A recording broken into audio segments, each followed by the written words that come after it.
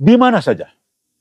Insya Allah nanti kalau ini takdirnya benar sesuai dengan mubasyirat, perhatikan, kalau seandainya mubasyirat ini tercapai takdirnya, insya Allah kita adalah bagian dari kekuasaan nanti. Kalau kita sudah berkuasa, maka dengan mudah membuat peraturan kan? Di Indonesia ada 20 titik jadikan tempat ujilah umat Islam yang percaya dengan akhir zaman. Udah, gampang kalau sudah berkuasa kan? Gampang. Jadi doakan saja mubasyirat yang diterima oleh teman-teman itu menjadi kenyataan nanti. Amin ya. Sehingga kita jadi berkuasa dan kita gampang bikin peraturan pemerintah. Sudah riset, survei. Nah, siapa umat Islam yang percaya dengan akhir zaman, tempat ujilah di pemerintah Indonesia menyiapkan 20 titik lahan. Kan bisa jadi begitu. Dibiayai pemerintah malah bisa jadi begitu.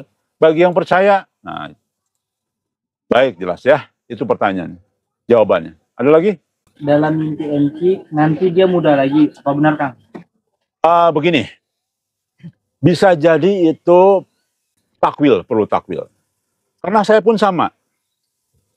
Ada mimpi dari Ahwat di Brunei Darussalam. Saya lupa namanya. Sekarang sudah gabung ke Majelis Gajah. Beliau melihat Muhammad Qasim itu lebih muda usianya. Dan itu Al-Mahdi. Dikatakan dalam mimpinya. Itu benar Imam Mahdi, benar. Dan di dalam gambaran mimpi itu melihat saya juga. Lebih muda dari usianya sekarang ini. Dan itu adalah titik-titik lah. Saya tidak mau nanti mengklaim lagi. Apa perlu disampaikan nggak? Nggak usah ya.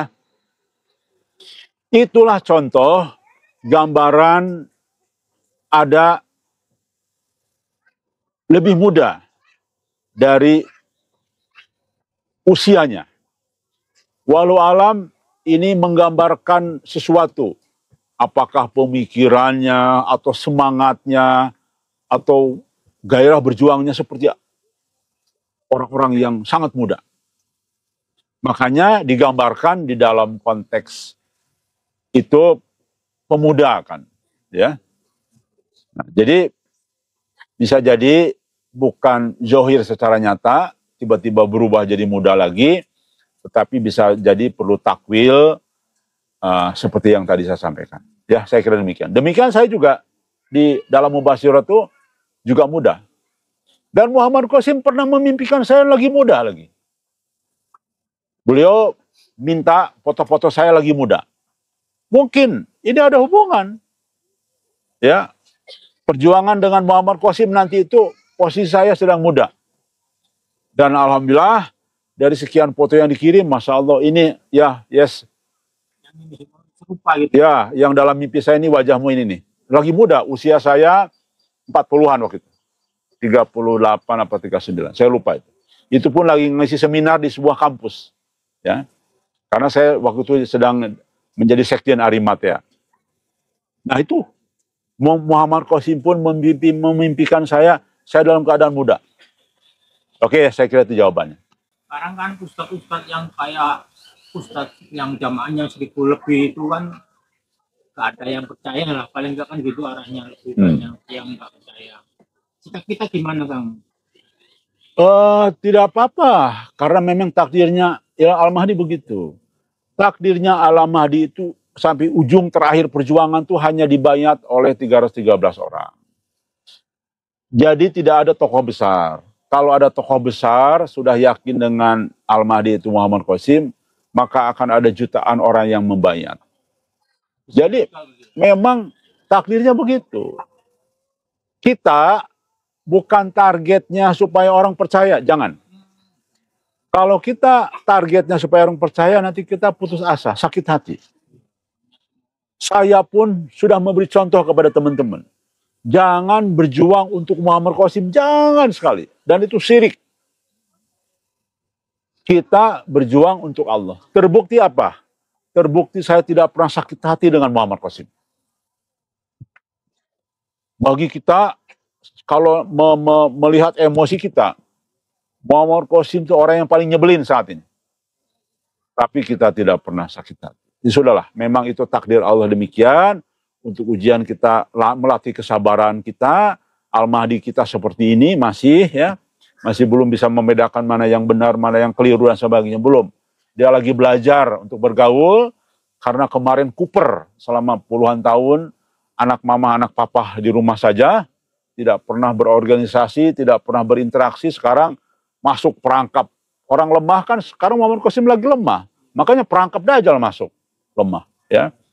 Nah, jadi saya kira poinnya adalah biarkan saja, yang penting kita sampaikan, dan tujuan kita bukan untuk Qasim. Jangan. Terbukti alhamdulillah saya tidak pernah sakit hati. Kenapa? Karena saya untuk Allah. Kalau saya untuk ingin dipuji Muhammad Qasim, sedikit saja ingin dipuji Muhammad Qasim, saya sakit hati pasti. Ya, lu udah gua bela-belain, kira-kira gitu loh. Udah berkorban segala macam, lu zolim kepada gue, kira-kira gitu. Sakit hati kan. Udahlah, gua nggak mau berjuang sama lo. Ini sampaikan aja. Orang mau percaya atau tidak masalah. Berani saya sampaikan. Uang kemarin aja saya berani ke MUI, ke Nahdien, ke Muhammadiyah. Kalau ketemu tokohnya saya langsung dialog. Umpama menghina saya itu Muhammad Qasim terus kita gimana? Biar apa? Tidak apa-apa. Tidak usah sakit hati. Tidak usah terpancing emosi. Ya. Saya itu sering nonton caci maki kepada saya karena banyak yang japri saya, Kang, di channel ini menghujat Akang nih. Screenshot. Saya coba baca. Saya rutin membaca hujatan kepada saya rutin. Kenapa? Karena saya di-storyin oleh orang. Bukan saya nggak ada waktu. Saya jarang ada waktu menonton video. Tapi teman-teman yang memberitahu. Jadi saya tahu isi hujatannya, bahkan isi percakapan grup kaki tangan Dajjal saya banyak dapat ya. Bersyukurlah teman-teman yang masih bertahan di Majelis Gajah. Bersyukurlah Majelis Gajah ada di sini saat ini, masih hidup. Masih menyiarkan kebenaran-kebenaran. Maka rugilah orang-orang yang sudah keluar dari Majelis Gajah. Ya, rugi besar karena petunjuknya begitu banyak. Mau tidak dipercaya bagaimana? Sejalan dengan mimpi Qasim sendiri, sejalan dengan hadis. Tapi bagi kaki tangan Dajjal, justru kita ini menyeramkan. Kita ini dianggap sebaliknya. Kita ini dianggap orang yang harus terus dihujat. Itu bagi kaki tangan Dajjal. Tetapi bagi orang yang tahu siapa itu kaki tangan Dajjal, maka akan bersyukur karena sekali lagi kita tracknya pegang hadis terus. Contoh tadi kan, kita akan mendengarkan semua mubasyirat umat Islam. Tidak terkecuali siapapun kita terima. Kalau ada orang berbohong, menyatakan mimpi ke kita, ya sudah bukan urusan kita. Silakan berhadapan dengan Allah. Ya. Tapi kita juga seleksi. Ini sejalan nggak dengan mimpi yang lain? Baru kita sampaikan. Saya pun demikian. Saya bukan ahli takwil. Tapi bagaimana saya menyampaikan, menganalisa ini mimpi benar dari Allah? Pertama saya suka tanya. Mimpinya jelas nggak? Jelas. Yang kedua, lihat sejalan nggak dengan hadis dan juga mimpi Muhammad Qasim dan mimpi yang lain. Kalau sejalan, insya Allah benar. Dan sebagainya. Lihat, ada nggak dalam mimpinya nilai-nilai perjuangan? Ada nggak dalam mimpinya makna-makna keagamaan? Kalau itu ada, insya Allah itu benar. Nah itulah kita bersikukuh pegang kepada hadis Nabi, terima semua mubasyirat dari umat Islam siapapun, lalu seleksi dan kita sampaikan. Tidak dengan grup sebelah, grup kaki tangan Dajjal justru melanggar syariat, melanggar hadis Nabi. Mereka hanya mau mendengarkan mimpi Qasim. Itu benar-benar berani bikin aturan baru. Apapun alasannya, oh karena gini, apapun alasannya, Anda sudah mengatakan, sudah memfatwakan, dan Anda sepakat semua di dalam grup kaki tangan Dajjal itu hanya mendengarkan Qasim. Padahal itu bertentangan dengan hadis. Selesai itu.